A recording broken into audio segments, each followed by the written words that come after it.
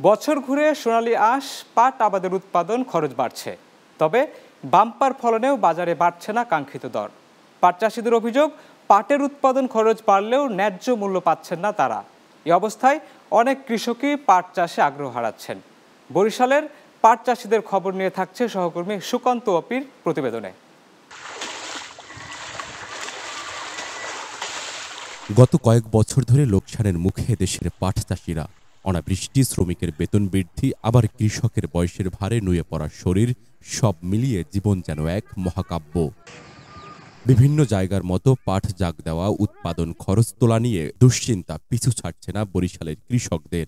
এর সঙ্গে রপ্তানি বাজারের অনিশ্চয়তা নতুন করে দুশ্চিন্তা যোগ করেছে ব্যবসায়ীদের। পাট চাষি একটা লেবারের বেতন 800 টাকা, পাট কাটনে একটু মিনিয়াত বেশি, যেভাবে কাটি, কিন্তু বেচবার সময় দর দেহি 2000, পাইকাররা 1800, 1600, 1700। এদিকে অনেকের পাট চাষ যেখানে বেঁচে থাকার একমাত্র উপায়, সেই পথকে একটু সহজ করার বারবার দাবি তুলছেন সরকারি সহযোগিতা। করিয়া আমাকেও দেখা যায় লাস্টে আমরা এর পরিমাণ আমরা দেখি যে হিসাব করে দেখি যে আমাকেও পড়তে হয় না, টাকা পয়সা আরো লস হয় অলরেডিতে। এসবে কৃষকের হতাশা যেন জীবনের অবিচ্ছেদ্য অংশ হয়ে দাঁড়িয়েছে। ফলে এ অঞ্চলের একসময় ব্যাপক পাট চাষ হলেও নানা সংকটে প্রতি বছর চাষে মনোযোগ কমাচ্ছেন কৃষকরা। বরিশালের বাবুগঞ্জ উপজেলায় কৃষি জমি রয়েছে 11,884 হেক্টর।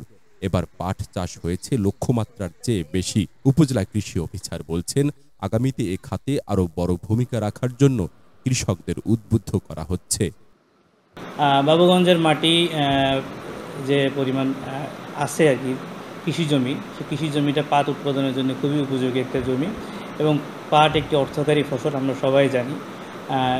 বাংলাদেশের যে পাট রপ্তানিযোগ্য একটি পণ্য হিসেবে আমরা স্বীকৃতি পেয়েছি, এবং বাবুগঞ্জের যে পাট বাংলাদেশের বিভিন্ন অঞ্চলে কিন্তু বিভিন্ন মিলে পৌঁছায় যাচ্ছে, স্থানীয় বাজার থেকে বিভিন্ন জায়গায়। কৃষকরা এটা চাষে আগ্রহী হয়েছে এই কারণে, এর উচ্চ মূল্যের কারণে। পাটের বাজার কিন্তু এখন বাজার মূল্য ভালো। তারা বলছেন, তাদের এই পরিস্থিতিতে জীবনযাত্রা ও আয় রোজগারের উপর অনেক বড় প্রভাব পড়েছে। আশা করেন যদি দ্রুত এই সমস্যার সমাধান করা হয় তবে আবারও ফিরবে এই সোনালী পাট। বাবুগঞ্জ থেকে সুকান্ত অপি, চ্যানেল 9।